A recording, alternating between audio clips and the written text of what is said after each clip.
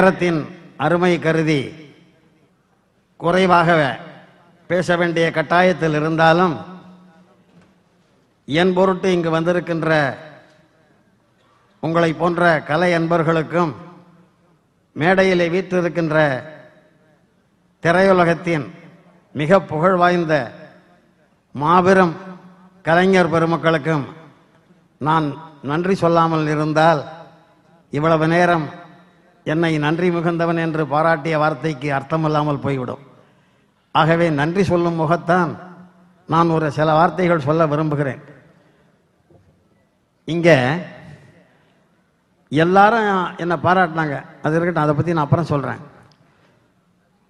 நீங்கள் நல்லா யோசனை பண்ணி பாருங்க, நம்ம தமிழ் சினிமாவினுடைய பெருமையை முதல்ல இந்தியா முழுக்க கொண்டு போய் சேர்த்தது மிஸ்டர் மணிரத்னம் தான். அது யாராலையும் மறுக்க முடியாத உண்மை. அப்படி எவ்வளோ பேர் தமிழ்லேருந்து ஹிந்திக்கு போயிருந்தாலும் இவர் போல ஜெயிச்சவங்க யாருமே கிடையாது. எல்கே அத்வானி ஒரு பேட்டியில் சொல்றார், நான் ரோஜா படத்தை 2 தடவை பார்த்தேன். அத்வானியே படம் பார்க்க வச்சிருக்காரு அவர். அதுக்கு என்ன காரணம் அப்படின்னா, அந்த அந்த ஹார்மோன்ஸ் அவர் உடம்புல இருக்கு. அவருடைய தந்தையார் ரத்னமையர் அவர்கள் எனக்கு நன்றாக தெரியும். ஏன்னா நான் எழுதின கலியுக கண்ணன் என்கின்ற நாடகத்தை கன்னடத்தில் படம் எடுப்பதற்கு உரிமையை நான் அவருக்குத்தான் விற்றேன். அந்த வீனஸ் கிருஷ்ணமூர்த்தி, அவருடைய மைத்தனன் கிட்டுவெல்லாம் எனக்கு ஸ்ரீரங்கத்திலேருந்தே தெரியும், அந்த பரம்பரையில் வந்தவர். But above all he electrified me. ஒரு விஷயத்தில் என்ன அசத்தினார் அவர். அவர் இப்போ அந்த கடல் படத்தில் ரொம்ப ஷூட்டிங்கில் பிஸியாக இருக்கார். ஜஸ்ட்டு நான் ஒரு ஃபோன் போட்டேன் அவருக்கு, லைனில் வந்தார். இது மாதிரி என்னுடைய வாலிப வாலிங்கிற புஸ்தகத்தை நண்பர் நெல்லை ஜெயந்தா வெளியிடுறாரு, அந்த புஸ்தகத்தை நீங்கள் வந்து வெளியிடணும் அப்படின்னு சொன்னேன். மறுபேச்சே பேசலை, இமீடியட்லி நான் கண்டிப்பாக வரேன்னாரு. அதுக்கப்புறம் நான் அவரை கான்டாக்டே பண்ணலை. இன்னைக்கு சாயந்தரம் டைமண்ட் பாபாவை கேட்டேன், வந்துடுவார் ஐயான்னு. இல்லை கரெக்டாக வந்துடுவார்னாரு.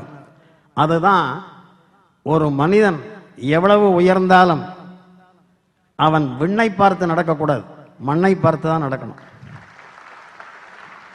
அதுதான் மணிரத்னம். மணிமணியாக ஷாட் எடுப்பார், ரத்தன சுருக்கமாக டயலாக் எழுதுவார். கம்பளி பூச்சின்னு திருக்குறள் மாதிரி அந்த கம்பளி பூச்சி டயலாக் பாப்புலர் ஆகி போச்சு. அவருடைய படங்கள் நான் நிறைய எழுதியிருக்கேன். மௌனராகம், அஞ்சலி, தளபதி, அக்னி நட்சத்திரம், ஏராளமான படங்கள் நான் அவரோட ஒர்க் பண்ணியிருக்கேன். அவர் சொன்ன மாதிரி பாட்டை கேட்டு வாங்கிறது ஒரு பெரிய சாமர்த்தியம்.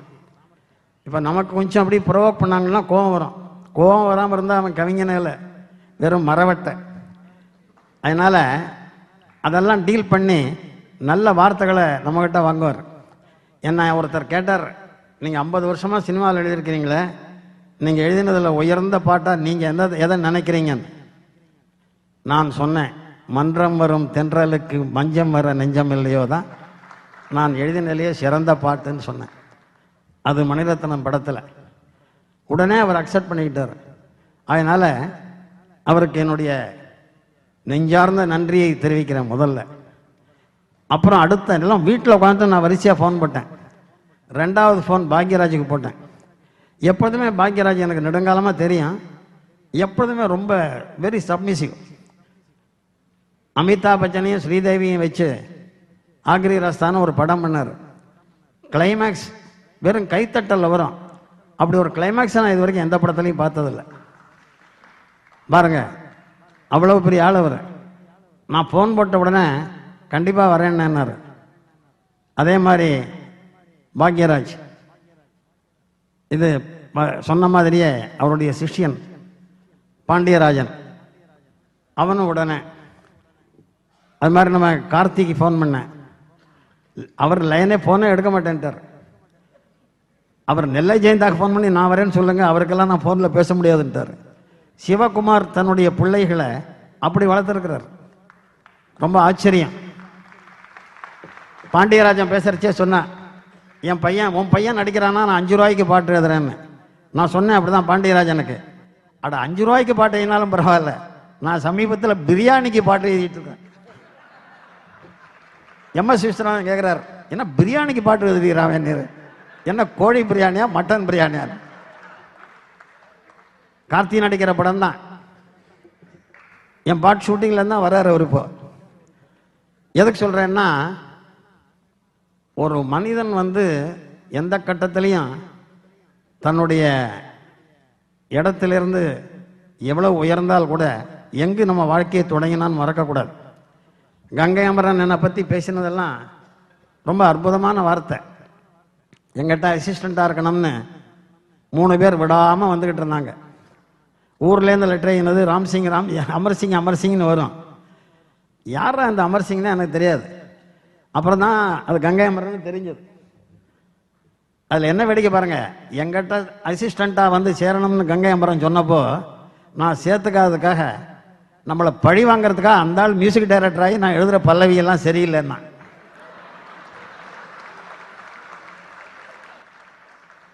அப்படியே அந்த படம் ஹிட் ஆகி போச்சு. வாழ்வே மாயம் அத்தனை சாங்கே ரொம்ப அற்புதமாக போட்டுருல. ரொம்ப கங்கை அமரன் எப்பவுமே டவுன் டு த எர்த், ரொம்ப உயரிய மனிதன். அந்த வெங்கட் பிரபு டைரக்டர் ஆக்கினோடனே எங்கிட்ட தான் அனுப்பிச்சாப்புல, என்னையா படத்துக்கு பேர் என்ன, இது எங்க ஏரியா உள்ள வராதேன்னா. ஒருத்தரும் வாங்க வர மாட்டாங்க படத்தை அப்படின்னு நான் தான் சென்னை 28ன்னு பேரை மாத்தினேன். படம் சூப்பர் டூப்பர் ஹிட் ஆகி போய் இன்னைக்கு வெங்கட் பிரபு ரொம்ப காஸ்ட்லியஸ்ட் டைரக்டர். அவர் காஸ்ட்லியஸ்ட் டைரக்டர்னு உனக்கு எப்படியா தெரியும்னா, நான் கேட்குற பயங்கர சம்பளத்தை அவன் கொடுக்குறான் பாருங்க, அதை வச்சு கண்டுபிடிச்சான் அவன் காஸ்ட்லியஸ்ட் டைரக்டர்னு. அவன் சாதாரண டைரக்டராக இருந்தா ப்ரொடியூசர், ஐயோ வாலியெல்லாம் 2 லட்சம் ரூபா பாட்டு கேட்பாரியா, வேற யாராவது வச்சுக்கலான்னு வாங்கல. கங்கை ஐயோ வாலி சாருக்கு போய் பேமெண்ட்டை கொடுன்னு வெங்கட் பிரபு சொன்னால் அடுத்த நிமிஷம் பணம் வருது. அப்போ காஸ்ட்லியஸ்ட் டைரக்டர் தானே. பட் அற்புதமான படம். சரோஜா, கோவா, எல்லா படத்துலையும் நான் ஒரு 3 பாட்டு எழுதாமல் வெங்கட் பிரபு படமே எடுக்க மாட்டேன். அது கங்கை அமரன் தன்னுடைய பசங்களை அப்படி வளர்த்துருக்காரு. ரொம்ப உயரிய மனிதன். ராஜாவுக்கு நமக்கும் உள்ள நட்பு எல்லாருக்கும் தெரிஞ்ச மாதிரி கங்கை அமரனுக்கும் எல்லாம் தெரியும். அந்த கங்கை அமரனை நான் கூட்ட உடனே, நான் தானே வருவேன் உங்கள் விழாவுக்கு முதல்ல நின்று எல்லாம் பண்ணுவேன்னு சொன்னார். தேவா அவர் ரொம்ப நாளாக சொல்லிட்டு இருக்காரு. பட் நான் ஒன்று சொல்கிறேன் உங்களுக்கு, தேவாவனுடைய முதல் படத்தில் நான் அவரை அந்த ஆரம்பம் நல்லா இருக்குது, வயலெல்லாம் நல்லா இருக்குன்னு எழுதினதை சொன்னார். எனக்கு அதை விட ரொம்ப பெருமை என்னன்னா, என்னுடைய நாடகத்துக்கு அவர் பிட்டில் உட்காந்து, அவர் தான் நாடகத்துக்கு மியூசிக். அவரும் போசஸ் தேவான்னு அப்போ 2 பேர், சந்திரபோஸும் தேவாவும். பட் இன்னை வரைக்கும் பாருங்க, அந்த வடநாட்டுக்காரன் பால்கோவா வைக்கிற மாதிரியே ஒரு ட்ரெஸ்ஸு.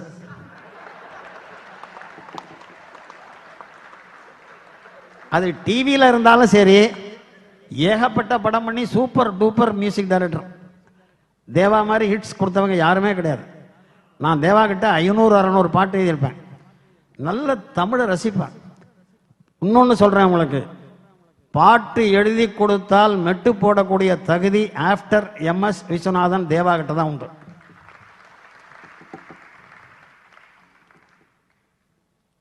நான் சொல்கிறது மெட்டுக்கு எழுதுறது தப்பு சொல்ல வரல. என்னை பொறுத்த வரைக்கும் மெட்டுக்கு எழுதுறது நல்லதா, பாட்டுக்கு மெட்டு போடுறது நல்லதான்னா, போத்திக்கிட்டு படுத்தாருன்னா படுத்துக்கிட்டு போத்தினான்னு ரெண்டும் ஒன்று தான். பட் மெட்டுக்கு பாட்டு எழுதினாலும் அது மெட்டுக்கு எழுதின மாதிரி தெரியக்கூடாது. அப்படி வரணும் பாட்டு. அது மாதிரி சில பேர்கிட்ட வேலை செய்கிறது கஷ்டம். இப்போ பாக்யராஜ் அவர்கிட்ட நான் பாட்டு எழுதுகிற போதெல்லாம் சொன்னார், இந்த பல்லவி எழுதி கொடுத்தோம்னா பாக்யராஜ்கிட்ட ரொம்ப நாள் இப்படி பார்த்துக்கிட்டே இருப்பேன். நானும் பார்த்தேன், இப்படி சிகரெட்டை பிடிச்சின்னு இப்படி பார்த்துக்கிட்டே இருந்தார். ஒரு நாள் நான் சொன்னேன், இந்த பல்லவியை நீ பார்த்துக்கிட்டுறியா, நான் அதுக்குள்ளே பக்கத்தில் போயிட்டு வந்துடுறேன். ரைட்டுண்ணா, எங்கே போயிட்டு வரீங்க? நான் கொஞ்சம் திருச்சி வரைக்கும் போயிட்டு வரேன். என்னங்க நான், நீ எப்பயா பாட்டை பார்க்கறது, நான் எப்போ மேற்கொண்டு எழுதுறது? அவர் மியூசிக் டைரக்டர் ஆகி ஏதோ சினிமாவுக்கு தான் பாட்டு எழுத கூப்பிட்றாருன்னா, நான் முதல்ல மியூசிக் டைரக்டர் ஆகியிருக்கேன். கோயம்புத்தூர் தண்டு மாரியம்மனை பற்றி பாட்டு எழுதி கொடுக்க. பாக்யராஜனுடைய வெற்றியெல்லாம் ஒன்றும் ஆச்சரியம் இல்லை. இப்பொழுதும் அவர் நினைச்சா பிச்சு பிரமாதமாக ஸ்க்ரீன் பிளே டைரக்ஷன் பண்ண முடியும். ஏன்னா இன்னைக்கும் முருங்கை. அதே மாதிரி நான் ஒரு சின்ன ஃபோன் அடித்தேன் குஷ்புக்கு. சார் நான் வருவேன் உங்கள் ஃபங்க்ஷனுக்கு, ராத்திரி மலேசியா போகிறேன், என்னை 8:30 மணிக்கெல்லாம் நீங்கள் அனுப்பிச்சிடணுன்னாப்புல. கண்டிப்பாக நீ வாமா அப்படின்னு. நம்ம எனக்கு மிக நண்பரும் மிக மிக மரியாதைக்குரியவருமான திரு வீரபாண்டி ஆறுமுகம் அவர்கள் திடீரென்று காலமாகி விட்டதுனால எனக்கு நண்பர் தான் அவர். சிவாவும் குஷ்புவும் வர முடியல. இதில் இல்லைன்னா அவங்க ரொம்ப ஆர்வமாக இருந்தாங்க. அது மாதிரி சில 1-2 பேர் வராததுக்கு காரணம் they have got their own reasons. But எல்லாரும் யாரும் நான் கூப்பிட்ட உடனே யாரும் மறுக்கலை. யாரும் மறுக்காத அளவுக்கு நம்ம 82 வயசுலையும் யாருடைய மனஸ்தாபத்தையும் சம்பாதிச்சுக்காம வாழ்ந்திருக்குமேங்கிறது தான் எனக்கு பெரிய மகிழ்ச்சி. அதனால் நிகழ்ச்சி ரொம்ப நேரம் ஆகிடுது.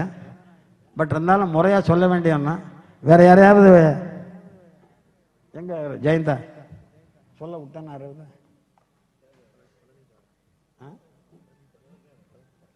அப்படின்னா அண்ணன் ஆரம்பி அவர்கள் வந்திருந்தார்கள் இங்கே என்னுடைய அழைப்புக்கு ஏற்று. அவர்கள் கொஞ்ச நேரம் வந்து புறப்பட்டுட்டாங்க. இருந்தாலும் ரொம்ப ஆர்வமாக நான் வரேன்னு சொன்னாங்க.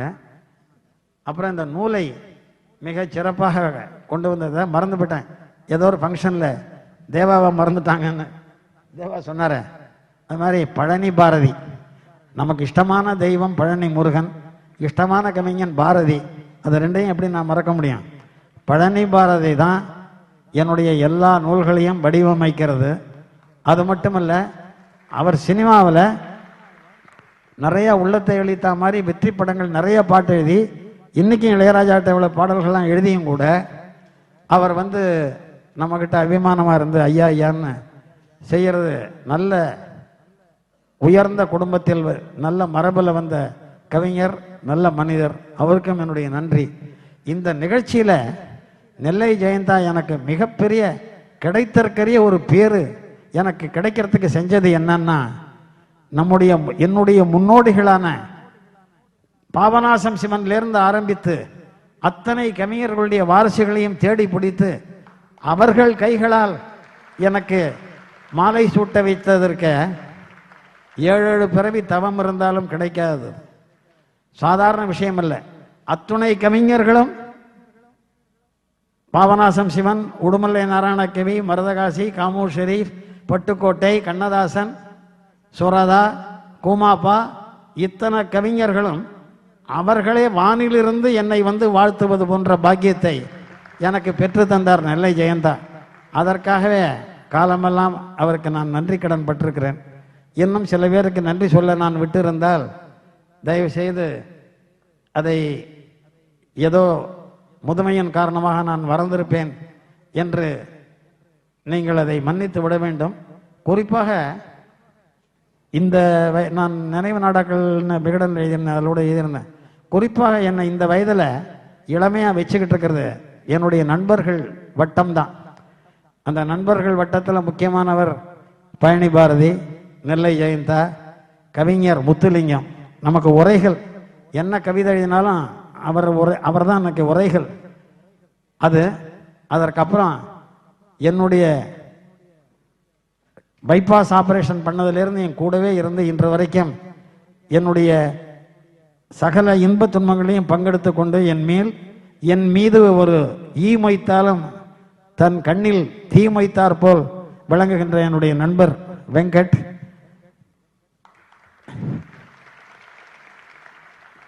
என்னுடைய எல்லா நிகழ்வுகளையும் இது போன்ற புத்தகங்கள் வெளியிடுதல், அதை தவிர தனிப்பட்ட முறையில் வாரம் 2 நாள் என்னை தவறாமல் சந்திப்பது, ஆரம்பி அவர்களால் எனக்கு அறிமுகப்படுத்தப்பட்ட அருமை நண்பர் திரு கிருஷ்ணகுமார், கோயம்புத்தூரை சேர்ந்தவர், நல்ல ரசிகர், அருமையான இலக்கிய விமர்சகர், above all என்னுடைய ஒன் ஆஃப் தி என்னுடைய நண்பர்கள் குழாமில் முக்கியமானவர் அவர். இவர்களுக்கெல்லாம் என்னுடைய நன்றியை சொல்லி நீண்ட நேரம் கிட்டத்தட்ட நிரம்பி இருந்த ஆசனங்கள் கொஞ்சம் கொஞ்சமாக குறைந்து வந்த போதும் நன்றி சொல்ல வேண்டியது ஒரு நல்ல தமிழனுடைய பண்பு. அதை மீறின குற்றம் எனக்கு வரக்கூடாது என்று சிறு நேரம் எடுத்து பேசினேன். மன்னிக்கவும். அனைவருக்கும் நன்றி. வணக்கம்.